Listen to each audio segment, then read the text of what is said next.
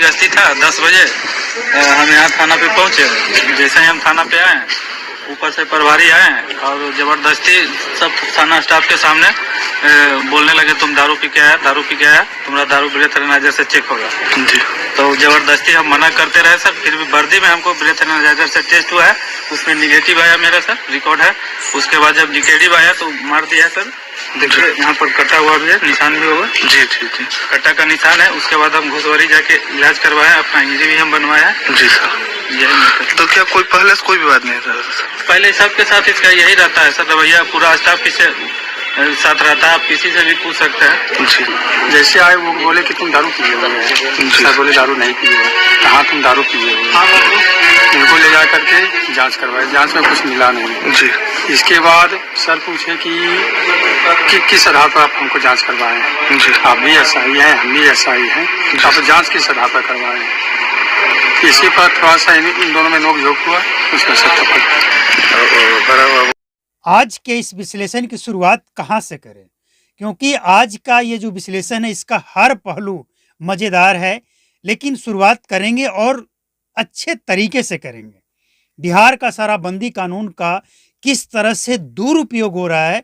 देखिए, कानून अच्छा है लेकिन इसका उपयोग जो गलत हो रहा है, ये बड़ी बात है। बिहार में शराब का उपयोग गलत तरीके से हो रहा है। शराब अच्छी है या बुरी है, ये तो पीने वाले के ऊपर डिपेंड करता है कि इसका उपयोग कैसे करते हैं। अगर वही शराब कोई थकान मिटाने के लिए करता है, शराब पीता है और सो जाता है, तो इसे क्या कहेंगे आप?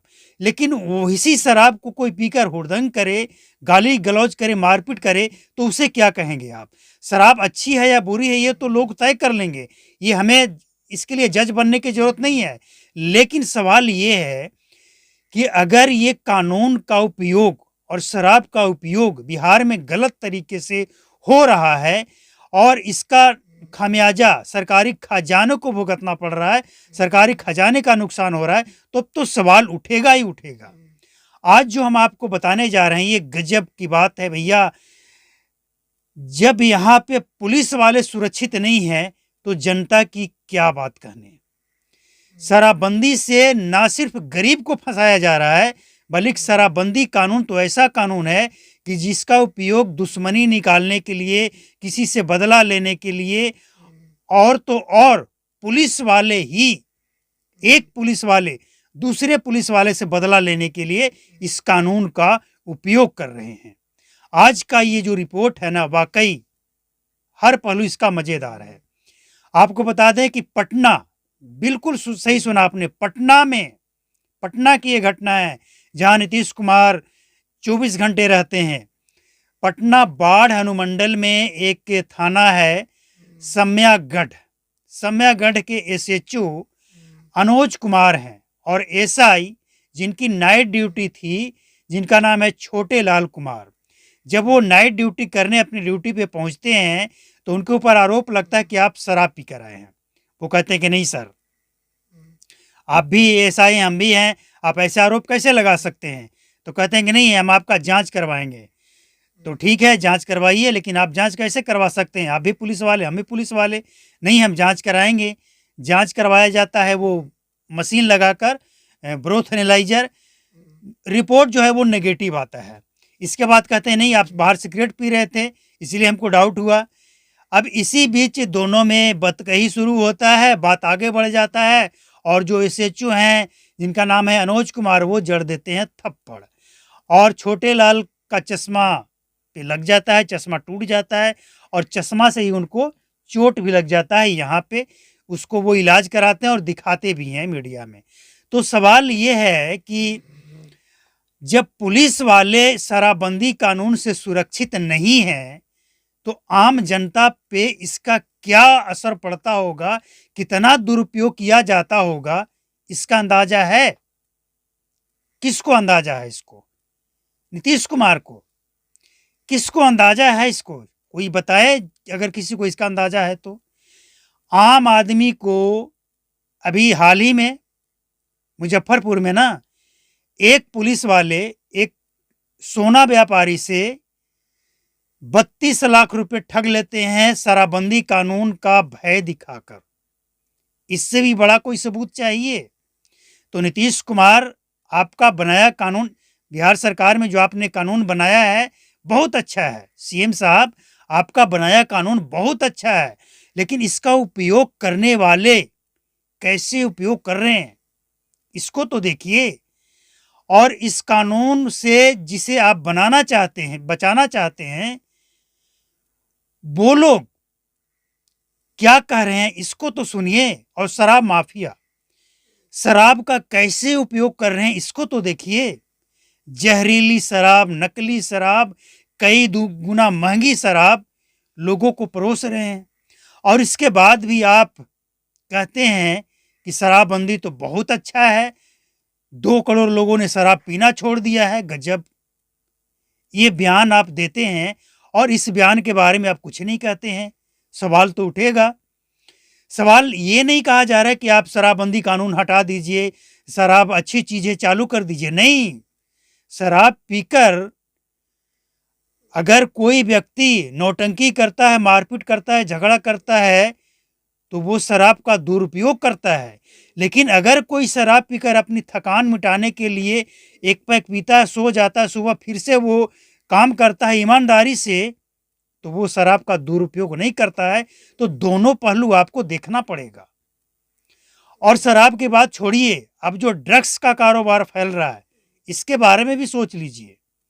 हम ये नहीं कह रहे हैं कि आप शराब चालू कर दीजिए, शराबबंदी कानून हटा दीजिए, नहीं। अब मर्डर करने के लिए भी देश में कानून बना है कि मर्डर करने वाले को ये सज़ा मिलेगी, और इसके बावजूद मर्डर होता है। इसका मतलब ये नहीं कि उस कानून को हटा दिया जाएगा, नहीं। लेकिन भय तो होना चाहिए ना, खौफ तो होना चाहिए ना। लेकिन वही चीज़ तो यहाँ नहीं दिख रहा है। और दिखेगा कैसे? जिनके कंधे पे आप ये जिम्मेवारी डाले हैं कि आपको इस कानून का पालन करना और करवाना है, वही लोग तो इसका दुरुपयोग कर रहे हैं। उस कानून के डर दिखाकर लोगों को फंसाते हैं, 32-32 लाख रुपए तक ऐंठ लेते हैं, लोगों को जेल भेज देते हैं। इस कानून का सदुपयोग हो रहा है। ये कैसा सदुपयोग है? गरीब लोग जेल जा रहे हैं और अमीर लोगों से कमीशन वसूला जा रहा है। यानी अमीर कहने का मतलब कि जो ज़्यादा पैसा कमाने वाले हैं शराब बेचकर, उनसे। और गरीब, एक तरफ उसी शराब बेचने वाले से कमीशन लिया जाता है और दूसरे तरफ उसी शराब को पीने वाले से कमीशन न देने पर जेल भेजा जाता है। मतलब इस कानून का दुरुपयोग, मतलब शराब का दुरुपयोग। तो सवाल किससे पूछा जाए? पुलिस वाले से, मनोज कुमार जैसे एसएचओ से, या फिर बिहार सरकार से, या शराब माफिया से? किससे? सवाल पूछना किससे है? कौन देगा जवाब? तो जवाब पूछना बनता है जो इस रियासत के, इस प्रदेश के मालिक हैं, मुखिया हैं। सीएम साहब, आपने कानून बनाया है, आपने इन लोगों को संरक्षण दिया है या नहीं दिया है, या फिर क्या किया है, ये आप जाने। ऐसे लोगों के लिए आपको एक ऐसा एक्ट लाइए कि इनके अंदर भी खौफ हो कि अगर कानून का आप दुरुपयोग करेंगे तो सख्त कार्रवाई होगी। भाई, जब पुलिस वाले जो बराबरी के हैं, जब उनको इस कानून से फंसाया जा सकता है, तो जनता का क्या कहना? जनता की बात सुनता कौन है? सबसे हैरानी की बात तो ये है कि ये तो पुलिस वाले हैं, इनकी बात सुन लिए लोग, मान लेंगे, लेकिन जनता की बात कौन सुनता है? ऐसे सैकड़ों मामले पड़े हैं जिसमें जनता को बेगुनाह लोगों को फंसाया गया है, परेशान किया जाता है। कहा जाता है कितना पैसा दो, नहीं तो फंसा देंगे, जेल में डाल देंगे, जेल भेज देंगे, जमानत नहीं होने देंगे, गाड़ी जब्त कर लिया जाता है। हाई कोर्ट से पहले जमानत भी नहीं मिलता है, गाड़ी भी नहीं छूटता है। यानी पूरा का पूरा दुरुपयोग। लेकिन सभी एसएचओ, सभी पुलिस वाले ऐसे नहीं हैं, कुछ ईमानदार भी हैं, और कुछ ईमानदार हैं इसीलिए अब तक ये कानून चल रहा है, वरना लोग अब तक सड़क पर उतर गए होते। कुछ ईमानदार पुलिस वाले हैं जो इसका पालन ईमानदारी से करते हैं, करवाते हैं, और ईमानदारी से ड्यूटी करते हैं वो। और ऐसे लोगों के कारण ही बिहार में जो बड़ा बड़ा करोड़ों का 10-10 करोड़ का जो पकड़ा गया है ना ड्रग्स और शराब, ये ईमानदार पुलिस वाले के कारण ही पकड़ा गया है। ऐसा नहीं कि सब ऐसे हैं।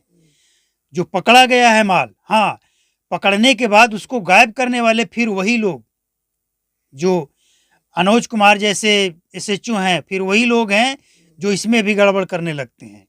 वरना ईमानदार लोग भी हैं, और ईमानदार लोग जब तक रहेंगे तब तक कुछ इज्जत बच जाए शायद। लेकिन अब सवाल है सीएम साहब से, क्योंकि सवाल तो आपसे ही किया जाएगा। आप सुनिए या मत सुनिए, इसके लिए कुछ कीजिए या मत कीजिए। शराबबंदी कानून को सख्त कीजिए। हम ये नहीं कहेंगे कि हटा दीजिए, शराब अच्छी चीज है, इसको बेचने दीजिए, नहीं, हम नहीं कहेंगे। ये तय करना है आपको कि या तो इस कानून में कुछ ऐसा प्रावधान कीजिए कि इसका दुरुपयोग करने वाले के ऊपर भी कार्रवाई होगी, और पीने वाले, बेचने वाले से ज़्यादा शराब माफिया और पुलिस वाले के ऊपर कार्रवाई होनी चाहिए। पीने वाले को, 1-2 लीटर बेचने वाले को पकड़कर आप जेल में डाल देंगे, इससे इस समस्या का समाधान कभी नहीं हो सकता है, बिल्कुल नहीं हो सकता है। समस्या का समाधान तब होगा जब आप पुलिस वाले को सुधारेंगे, शराब माफिया के ऊपर खौफ पैदा करेंगे, तब जाकर इस कानून का सदुपयोग कहा जाएगा, और तब जाकर इस कानून का मकसद जो है वो पूरा होगा, नशा मुक्त बिहार का जो मकसद है। वरना कोई चांस नहीं है। उम्मीद है ये रिपोर्ट आपको अच्छा लगा होगा।